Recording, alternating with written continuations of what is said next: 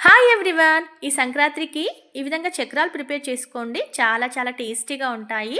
కరకరలాడుతూ చాలా సూపర్‌గా ఉంటాయి.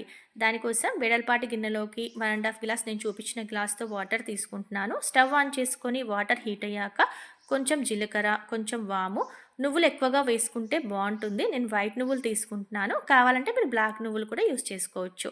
అందులోకి కొంచెం పసుపు, అల్లం వెల్లుల్లి పేస్ట్, సరిపోయేంత red chilli powder and salt వేసుకొని ఒకసారి కలుపుకుందాం.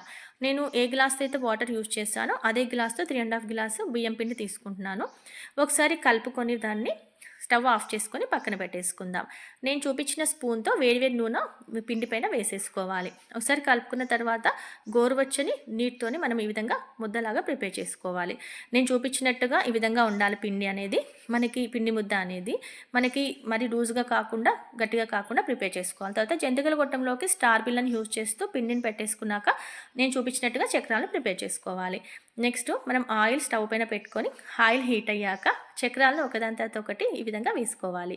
రెండు వైపులకి మంచి కలర్ వచ్చే వరకు డీప్ ఫ్రై చేసుకోవాలి. హై ఫ్లేమ్లో పెట్టుకొని మాత్రమే డీప్ ఫ్రై చేసుకోవాలి. అంతే, ఈ విధంగా అన్ని చక్రాలను ప్రిపేర్ చేసుకొని తీసుకున్నట్టయితే మనకి చాలా చాలా టేస్టీగా ఉండే చక్రాలు రెడీ అయిపోతాయి. చూడండి, పైన నువ్వులు కనిపిస్తే ఎంత బాగున్నాయో.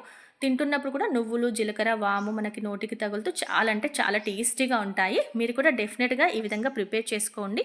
చాలా అంటే చాలా బాగుంటాయి. Thank you.